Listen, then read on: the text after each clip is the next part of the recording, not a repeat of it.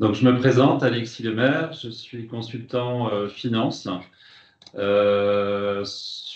spécialiste de JD Edwards, donc un ERP qui fait partie de notre offre, et également donc depuis 3 ans maintenant sur Healthcare. Voilà. Donc, je suis chez BioShop depuis une dizaine d'années. Je connais certains d'entre vous pour avoir travaillé avec eux sur des projets. Donc voilà. Je vous remercie d'être là, d'être présent aujourd'hui. Euh, Écoutez, en fait, effectivement, ça nous semblait intéressant de mettre un peu l'accent sur ce module note de frais, qui est peut-être moins connu que les autres modules de l'offre Healthcare. Donc, on a plus l'habitude de parler du module facture fournisseur ou du module invoice delivery, donc pour l'envoi des factures clients. Et aussi dans le contexte de la PDP, enfin de la réforme PDP-PPF. Mais ce module donc existe également dans l'offre Healthcare, module note de frais. Donc il nous paraît intéressant dans la mesure où déjà sans être un outil dédié avec d'autres outils qui sont plus connus dans l'offre note de frais. À notre sens, il fait quand même le job, il a une bonne couverture fonctionnelle. Donc, il gère les cartes corporate, bien sûr la saisie et la soumission des frais. Le workflow d'approbation, qu'on a aussi sur les autres modules, qui est le même, qui est tout aussi performant. Et l'intégration en comptabilité. Sa prise en main, comme les autres modules, est assez facile. L'ergonomie nous paraît conviviale également. On peut l'utiliser soit via l'interface web classique ou alors également via l'appli mobile qui permet aux utilisateurs de scanner leurs frais et aux approbateurs d'approuver les notes de frais. L'intégration avec l'ERP se fait via le module facture fournisseur. Donc, pour certains d'entre vous, vous avez déjà implémenté ce module-là. Donc, finalement, le flux de la note de frais vient se déverser dans ce module et naturellement ira se comptabiliser via les canaux actuels dans votre ERP. Et puis, en termes d'implémentation, ça reste un projet relativement simple. Voilà, donc ça se fait rapidement. Voilà, donc avant d'aller dans l'outil, juste ce petit slide pour vous montrer les différentes étapes qu'on va dérouler. Donc en premier, potentiellement, si vous avez des cartes corporate, donc elles sont gérées dans Healthcare, dans le module. Donc Healthcare gère différents formats en standard, que ce soit Amex, Mastercard ou carte Visa. Donc tous les relevés qui peuvent être transmis par ces différents organismes sont chargés nativement dans Healthcare. Ensuite, on va juste pour vous introduire sur les deux notions, dépenses et notes de frais. Donc, même si c'est assez évident, mais une dépense, on peut saisir une dépense dans Healthcare donc au fil de l'eau. Donc, une dépense, ça va être une nuit d'hôtel, un restaurant, un billet de train, par exemple. Et puis, à un moment donné, on va vouloir créer notre note de frais en allant chercher nos différentes dépenses et en les regroupant sous une note de frais. Et dans ce cas-là, ça part dans le flux d'approbation. Donc, le workflow d'approbation qui est le même que pour les autres modules, donc celui des factures fournisseurs dont je vous parlais. Donc là, en termes de workflow, c'est les mêmes capacités de paramétrage. De base, ça va être plutôt le manager du centre de coût de l'employé. Mais après, les règles sont paramétrables, donc on peut faire un peu ce qu'on veut. Une fois que c'est passé par les différents approbateurs, ça passe en étape de contrôle auprès de la comptabilité, donc il peut encore retourner à ce moment-là une note de frais pour des erreurs ou l'absence. J'allais dire l'absence d'un justificatif, mais en fait, en réalité, non, normalement, non. puisqu'on peut rendre ces justificatifs obligatoires dès la saisie de la note de frais. Et les deux boîtes à droite en gris, donc là, on tombe dans le module facture fournisseur. Donc là, on rejoint le module facture fournisseur classique, où là, le comptable peut, avant de comptabiliser, vérifier l'aspect plus TVA, est-ce que je veux récupérer de la TVA ou non, imputation sur le bon compte. Donc, il peut encore agir sur ces aspects-là, corriger au besoin, et ensuite lancer la comptabilisation dans le RP. Voilà. Donc, ces notions théoriques étant vues, je vais basculer sur l'application web dans un premier temps. Donc, vous voyez ici l'application web de la module note de frais. Et avant de vraiment dérouler le flux, je voulais vous montrer juste la notion de type de dépense, qui est un peu le centre du paramétrage qu'on fera pendant un projet, si on implémente ce module-là. Ce sera de définir les différents types de dépenses. Bon, il y en a qui existent en standard, on peut en créer d'autres, bien sûr. Et par exemple, si je vous montre l'hôtel, vous voyez qu'on peut en fait agir sur ce qu'on va demander à l'employé. Donc, est-ce qu'on veut un justificatif? Est-ce qu'il est obligatoire ou optionnel? Est-ce que la notion de fournisseur nous intéresse ou pas? Dans ce cas-là, est-ce qu'elle est facultative ou obligatoire? Ou est-ce qu'on n'en veut pas? Dans ce cas-là, on le masque. Donc, vous voyez, on a différentes notions standards qu'on peut choisir d'afficher et au besoin de rendre obligatoires. Voilà, donc ça va aussi jusqu'à la récupération de TVA. Soit on ne récupère pas de TVA et dans ce cas-là, on n'ajoute pas cette notion-là. Soit on propose d'avoir peut-être de la TVA à 10%, à 20%. Dans ce cas-là, on rajoute ici ces notions. Et dans le masque de saisie de la note de frais, l'utilisateur verra ces champs-là. Et même l'autorisation que va faire Esker à l'arrivée, au moment où l'employé va scanner sa note de frais, va essayer de retrouver ces informations aussi et de les préalimenter. Et puis, dernière notion, bien sûr, une notion comptable. Donc, on fait un lien entre le type de dépense et le compte comptable qu'on vient imputer. Voilà. Donc là, je vais vraiment vous dérouler un flux. Donc, je vais me connecter en tant que salarié.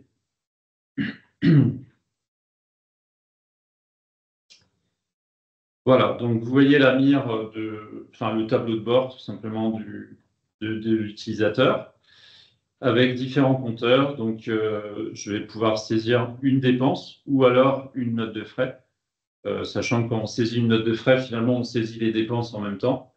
Et quand on saisit une dépense, c'est dans l'idée, au jour le jour, on saisit nos dépenses et puis à un moment donné, on va regrouper tout ça pour en faire une note de frais. Dans la partie gauche, ici, vous voyez mes transactions à valider. Donc ça, c'est vraiment quand on a des cartes corporate. Dans ce cas-là, ça arrive par un flux automatique de l'organisme Amex, par exemple. Et ça arrive dans la bannette de chacun des salariés concernés de cette manière-là. Et là, il peut, à ce moment-là, dire, est-ce que c'est réellement une nouvelle dépense? Dans ce cas-là, ça va générer une ligne de dépense. Est-ce que c'est une dépense que j'avais déjà saisie moi-même avant et auquel cas ça va la neutraliser? Ou est-ce que c'est une dépense personnelle? Et dans ce cas-là également, ça n'ira pas plus loin dans le flux, ça s'arrêtera là. Voilà. Donc voilà pour la notion de carte corporate, ça permet d'éviter de faire manuellement les dépenses. Donc là, je vais saisir une dépense pour commencer. Je vais prendre un repas, par exemple. Donc là, vous voyez l'écran avec les différents champs qui vont venir s'ajuster en fonction du type de dépense que Esker va reconnaître. Et sur la droite ici, la possibilité de télécharger mon justificatif. Là, je prends le repas.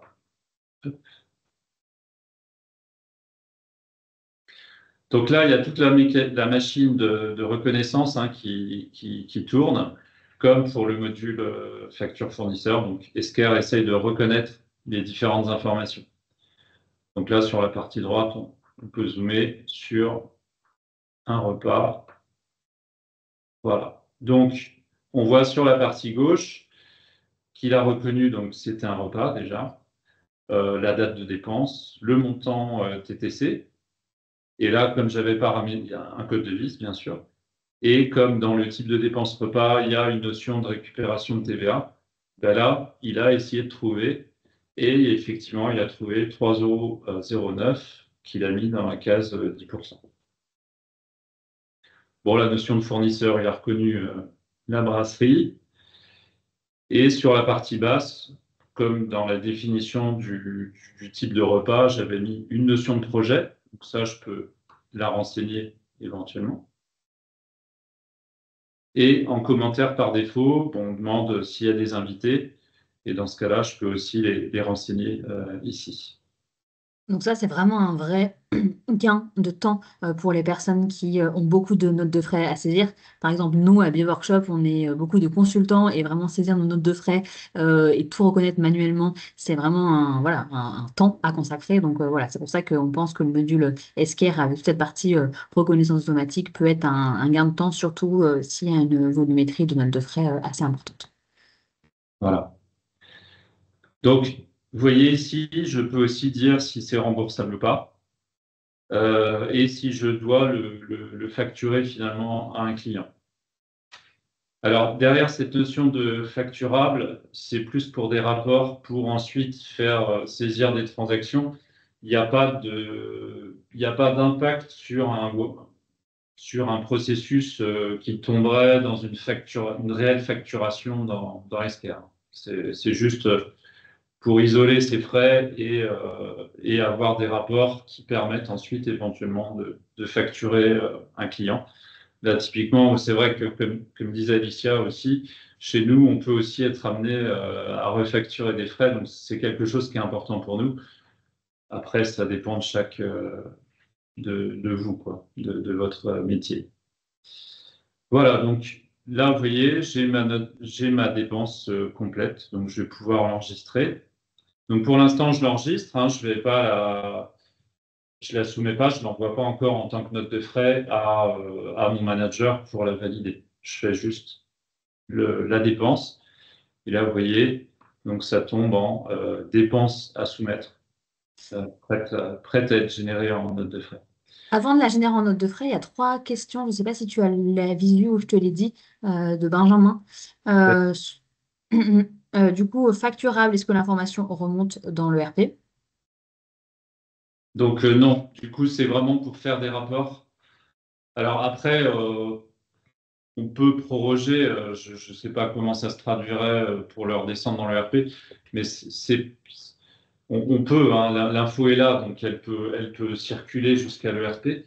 Par contre, c'est au sens, ça ne va pas générer une facture au client. C'est vraiment juste pour les taguer comme facturables.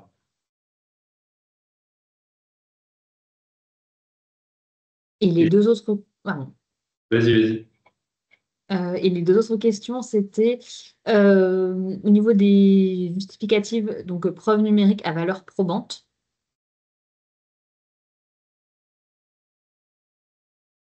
Alors vas-y, redis là parce que j'ai pas bien compris. Est-ce que le justificatif, il est considéré comme une preuve numérique à valeur probante?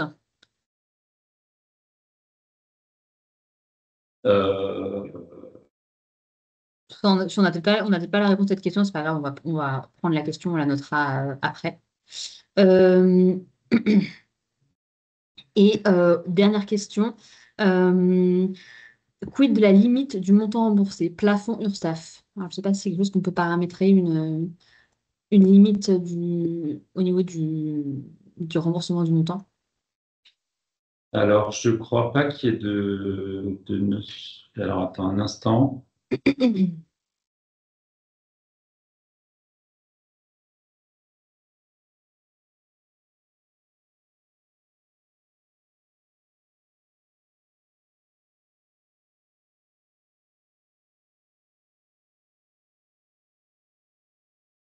Alors, en tout cas, c'est pas une notion qui est présente.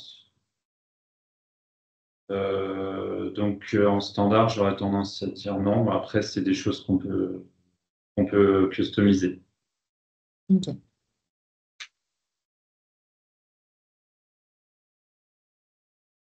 Alors, on a fait ensemble un repas. Je vais faire rapidement un hôtel où là, on peut venir aussi ventiler le frais. Et puis ensuite, on fera des frais kilométriques pour vous montrer aussi la fonctionnalité. Là, je prends la notion d'hôtel.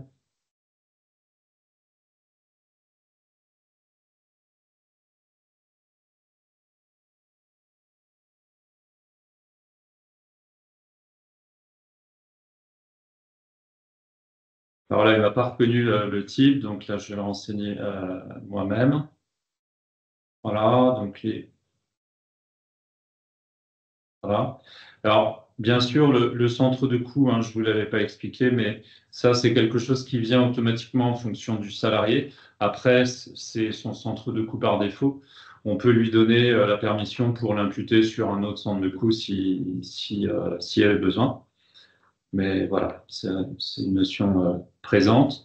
Ici, vous voyez, bah, alors ça peut être activable pour n'importe quel type de dépense. On peut, euh, on peut ajouter une ventilation, c'est-à-dire que finalement, on va ignorer cette première reconnaissance globale et on va pouvoir dire, bah, dans ce frais, il y a du repas, il y a de l'hôtel. Et éventuellement, il y a des frais que j'ai pas envie enfin, auxquels j'ai pas le droit de me faire rembourser. C'était une dépense personnelle qui est présente qui est présente sur le justificatif. Mais dans ce cas-là, je vais en faire une charge non remboursable. Donc là, si je vous montre, je peux remettre l'hôtel, mettons je vais mettre 160 euros. Donc là, c'est vraiment de l'hôtel. Et ensuite, je vais mettre un repas pour 5,60 €. Voilà. Bon, là, je vais dire que c'est non remboursable, par exemple. Et dans ce cas-là. Donc, vous voyez, vous pouvez aussi ventiler de cette manière-là votre note de frais.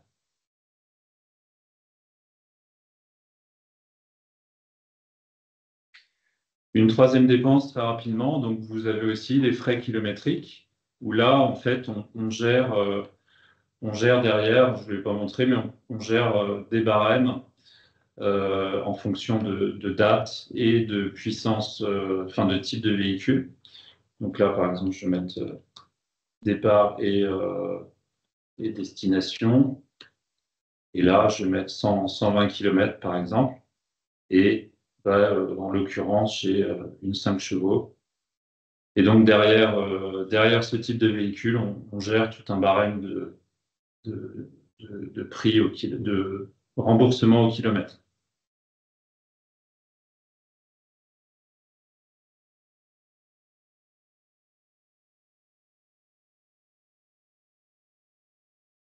Voilà, donc là, je me retrouve avec mes trois dépenses ici.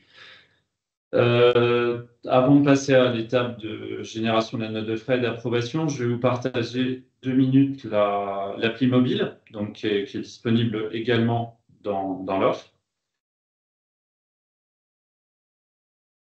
Parfait, on avait justement une question dessus. C'est très bien.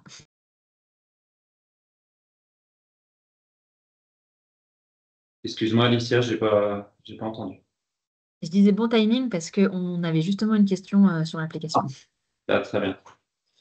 Est-ce que vous voyez oui, vous voyez mon appli? Donc, vous voyez, bah, l'appli mobile, en fait, elle est disponible pour tous les modules, hein, bien sûr. Donc, vous voyez le module demande d'achat, le module facture fournisseur. Il y a une gestion des contrats également et le module des dépenses, notes de frais. Donc là, je vais ajouter. Donc, on voit le même écran que sur l'appli web et prendre une photo. Là, j'ai un billet de train. Hop. Voilà. Je soumets donc à l'ostérisation. Donc là, il m'a reconnu donc la date, il m'a reconnu le montant. Par contre, il m'a pas reconnu que c'était un billet de train.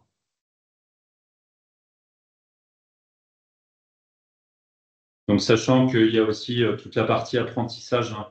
Donc là, il m'a pas reconnu le train, mais c'est comme pour le module facture fournisseur, donc il apprend également. Donc la prochaine fois, j'ose espérer qu'il me le demandera pas. Donc pareil, remboursable, facturable ou pas, le centre de coût et des commentaires éventuels. J'enregistre.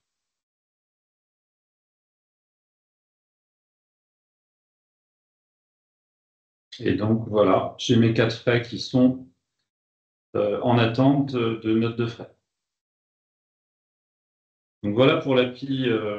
Donc bien sûr, hein, je vous le disais tout à l'heure, les approbateurs, eux, ils auront la possibilité de passer aussi via les notes de frais approuvées. Et ils pourront approuver directement via l'appli mobile. Alors je vais revenir sur l'application web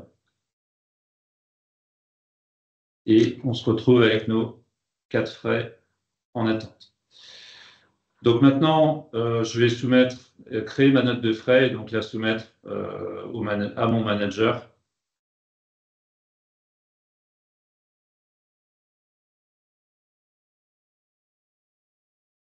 Alors, je peux passer par 2 endroits en fait. Je peux aussi plutôt aller ici dans mes dépenses à soumettre et tout simplement les sélectionner ici et en générer une nouvelle note de frais.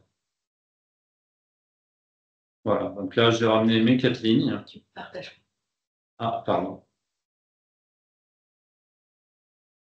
Alors, autant pour moi.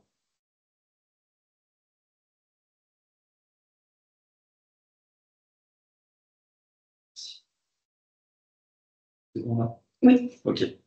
Alors, je vais juste revenir d'un cran. Excusez-moi. Donc là, ici, en fait, vous voyez ici vos dépenses à soumettre et vous pouvez très simplement ici les sélectionner celles que vous voulez vraiment soumettre et nouvelle note de frais. Donc, ça va les regrouper ensemble sous une seule note de frais.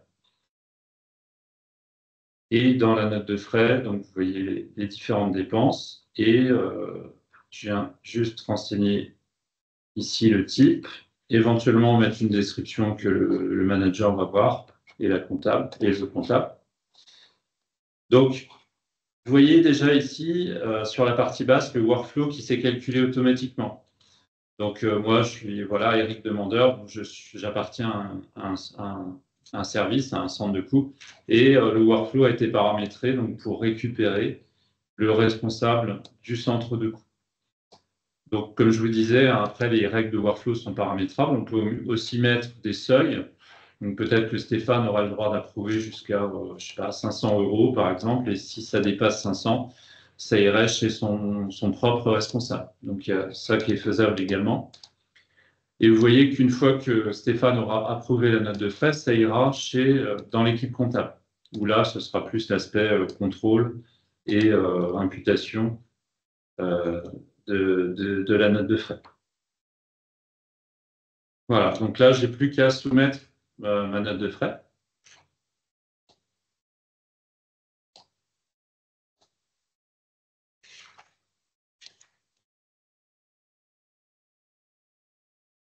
Voilà, donc ma note de frais est partie chez mon manager.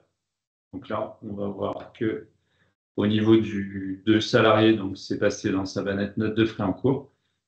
Et donc là, je vais passer en tant que manager pour l'approbation.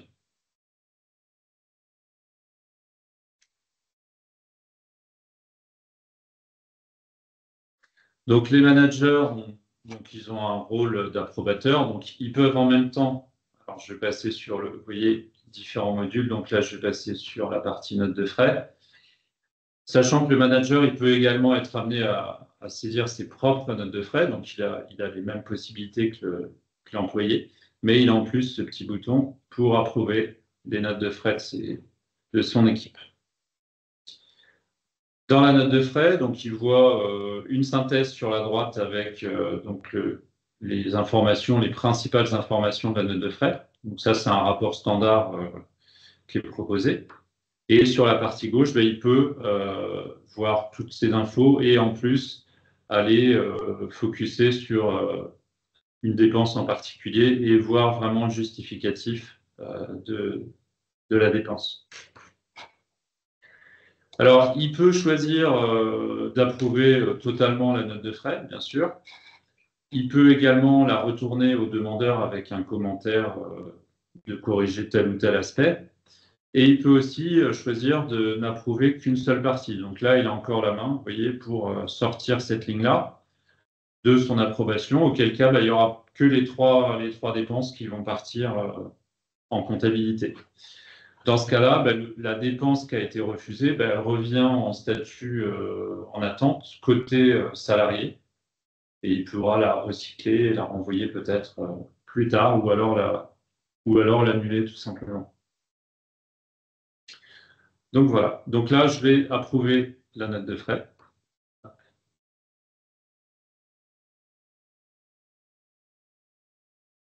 Donc ce petit récap là, PDF est assez bien fait parce que vous voyez aussi les notions remboursables, pas remboursables. Enfin, on a un peu toutes les informations de façon synthétique. Document qui peut être aussi imprimé. Alors, je ne sais pas si ça a un sens, mais qui peut être imprimé également.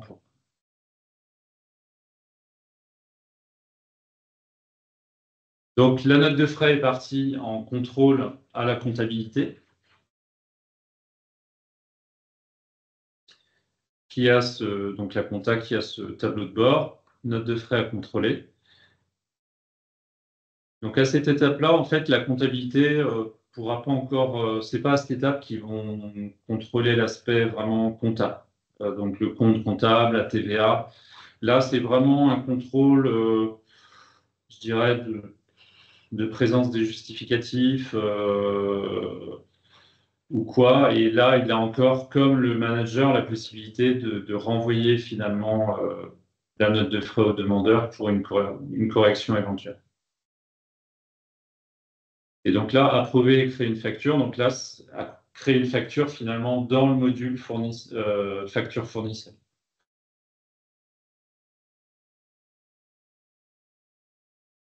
Donc c'est pour ça que je vais là passer avec une casquette. Donc là, je switch sur le module facture fournisseur, où là, j'ai mes factures vraiment de fournisseurs, hein, avec sans commande. Et dans la partie assignée au comptable, je vais retrouver ma note de frais ici. Donc avec comme fournisseur Eric, le salarié. Donc les notes de frais sont considérées comme des factures sans commande.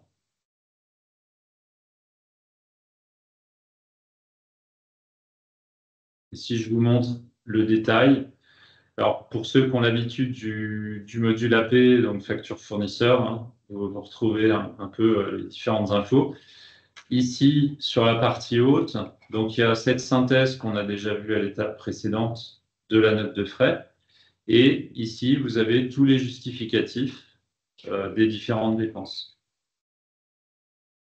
Et sur la partie basse, vous allez retrouver donc un compteur pour la note de frais, les références du salarié dans votre ERP, les informations d'en-tête de la facture, de la note de frais, et ici, les différentes lignes de dépenses avec le compte comptable qui était associé à chaque dépense et l'aspect TVA éventuellement, donc en fonction des règles qu'on a paramétrées, avec la possibilité ou pas de récupérer donc une partie de la TVA. Voilà, et donc à cette étape-là, je peux lancer la comptabilisation dans votre ERP.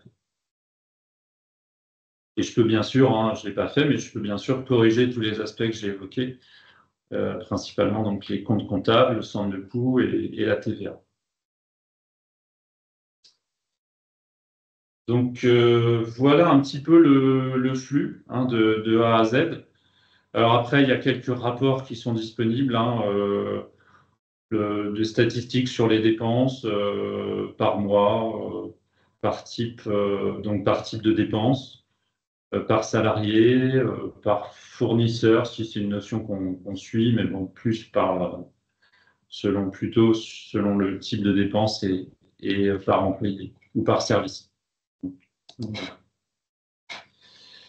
Donc voilà, j'espère que ça vous a plu et je ne sais pas s'il y a des questions qui sont tombées entre-temps, mais voilà un peu l'overview du module notes de frais dans SQL.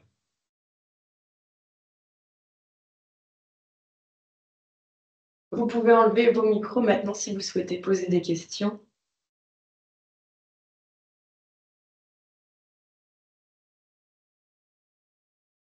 Côté ERP. Ah. Allez-y. Allez-y. Je vais commencer.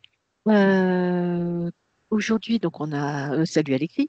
Aujourd'hui, donc on a SDR. On a un forfait où on paye au nombre de pièces attachées. Tu sais, au niveau des factures, on sépare les factures pour pas stocker des documents qui iraient remplir notre base de stockage de documents associés. Là, du coup, au niveau des notes de frais, est-ce que la note de frais et on considère un document attaché ou tous les justificatifs sont, on va dire, imputés séparément? Donc là, Stockage de fichiers. vous parlez dans l'aspect facturation d'Esquerre, comment ça se passe, c'est ça? Oui.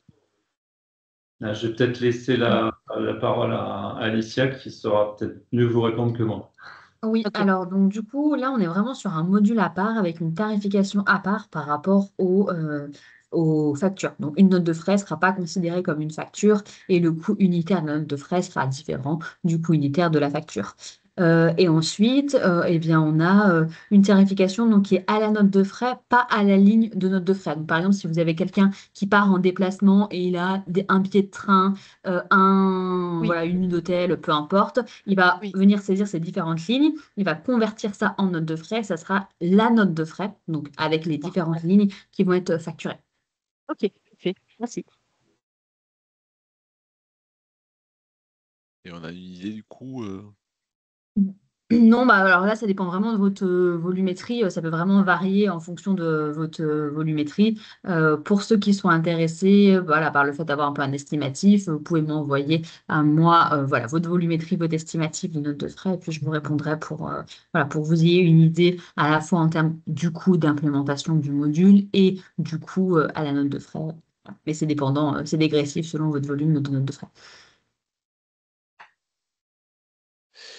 Et qu'est-ce qui est importé dans le RP du coup? La facture finalement. Donc,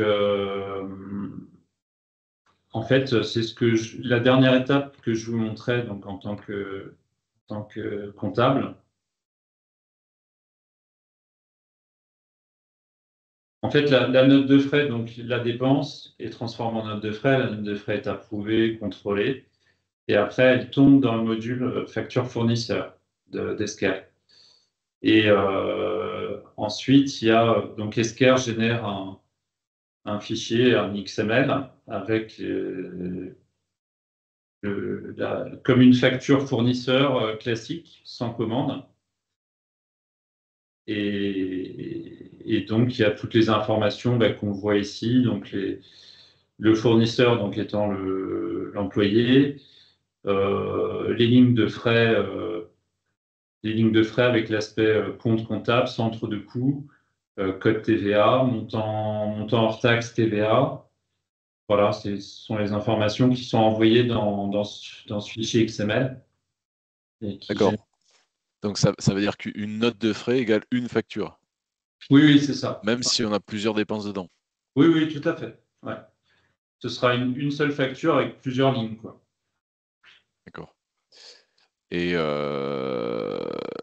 côté ERP, vous savez faire ça avec NetSuite aussi. Oui, tout à fait, parce que d'autant que c'est une facture sans commande, donc c'est dans le connecteur déjà, pour le module, quand on met en place le module facture fournisseur, ben, le flux est déjà ouvert par ce. Voilà, c'est- pour des clients comme vous qui ont déjà happé, c'est très simple, Benjamin. Oui, j'entends, mais je compare avec ce qu'on a aujourd'hui parce que, en fait, le sujet, c'est qu'aujourd'hui, elles sont vraiment déversées dans le modèle de NetSuite, c'est-à-dire en tant que note de frais réellement et non pas en tant que facture fournisseur. Ah oui. Ah, parce que dans NetSuite, il y a vraiment une distinction Oui, facture fournisseur et note de frais. Ouais, c'est un record et à part, quoi, même. Oui, Une note d'accord. de frais. Là, je connais pas trop, mais. on a des employés, accessoirement aussi. Ok.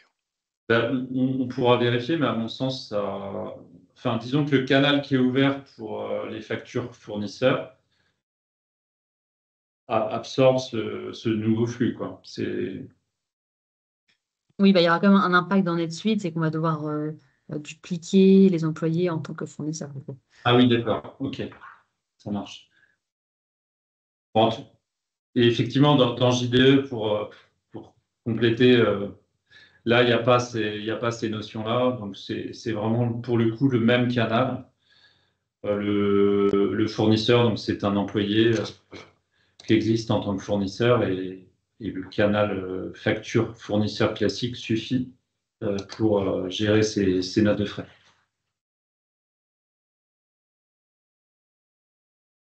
Ok. Pour la partie probante, on est d'accord que en fait, dès lors que vous numérisez la pièce sur la plateforme, en fait, la plateforme, la pièce, elle devient probante, c'est-à-dire qu'en fait, on peut la jeter, on peut jeter la version, je dirais, papier à la poubelle. Ah oui, bien sûr, oui, elle sera archivée de manière légale. Oui, non, mais c'est ça. Mm, on Oui, n'avait bien. pas compris la question. Hum. Ben là, on voit que oui, c'est archivé en fait avec la note de frais comme la facture fournisseur classique, quoi. Vous voyez, avec les justificatifs. Effectivement, on a la synthèse de la note de frais qui est archivée et les justificatifs le sont également, comme pour les factures fournisseurs. D'accord.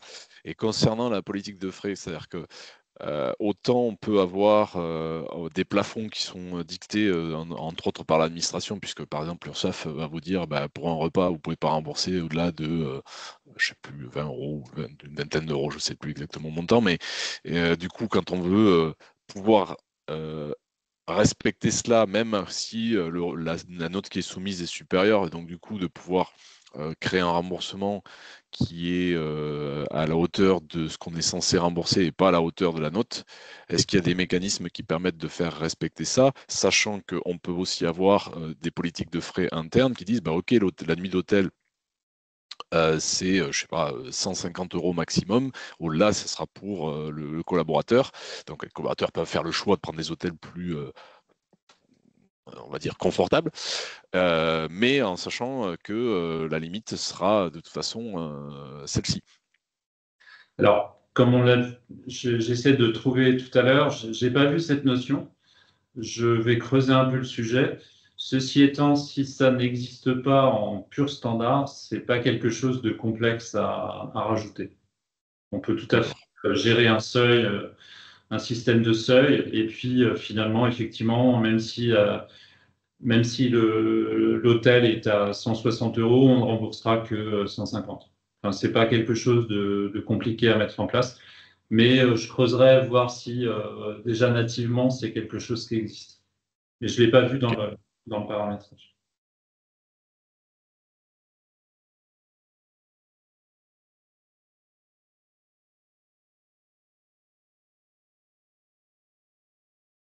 Bonjour, est-ce que je pourrais poser une question également, s'il vous plaît? Bah, bien sûr. Alors, Aurélie Pouzal de la société Niga, j'ai même plusieurs questions. Dans les justificatifs, vous montrez un seul ticket. Est-ce que c'est possible d'ajouter plusieurs tickets sur une dépense? Alors, laissez-moi regarder. J'ai pas.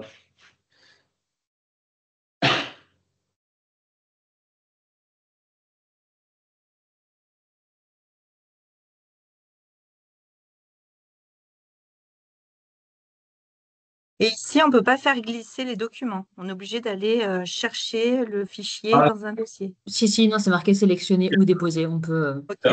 drag and drop. attendez, je vais le faire. Alors, je peux déposer qu'un seul à la fois, mais est-ce que ça veut dire que je peux les faire un par un, mais dans la même...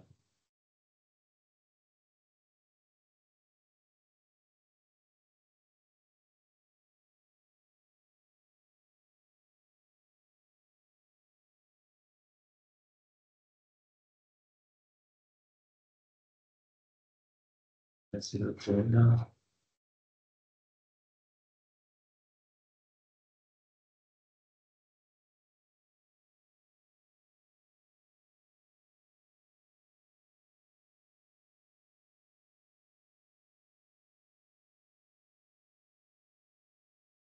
On peut mettre plusieurs PDF, sachant que là, il a réossérisé le dernier.